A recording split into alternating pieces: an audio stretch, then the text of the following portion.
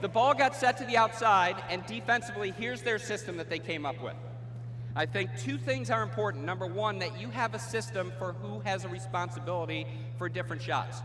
I'm guessing if it's an off-speed ball, you have this ball. If it's a tip down the line, you have that ball. You have to dig here. You're playing something high off the top, and we've made a move where our liberos come back to the corner.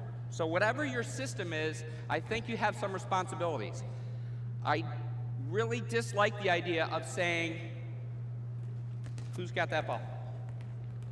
You got that ball? What, she doesn't have that ball? What about the blocker? We tip it to here. Can the blocker play that ball?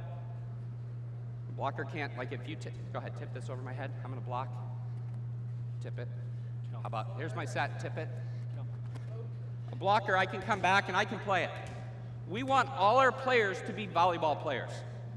Just because there's a ball here, that might be your responsibility.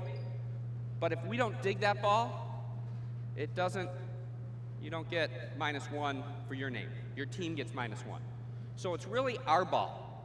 And I think especially at the younger level, as soon as every play lands, the players look at the coach and go, is that my ball? Your answer should be yes. Yeah, and it was your ball, and it was your ball, and it was your ball, and your ball. And like, we could have played that ball.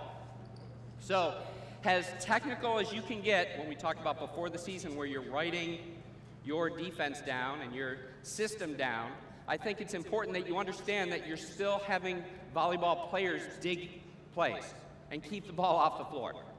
I mean, you can get very detailed with who has what ball and switching defensive systems and you coming underneath and you going back, and I think that's great. But at the end of the day, when the ball comes off the block, you need somebody to play it.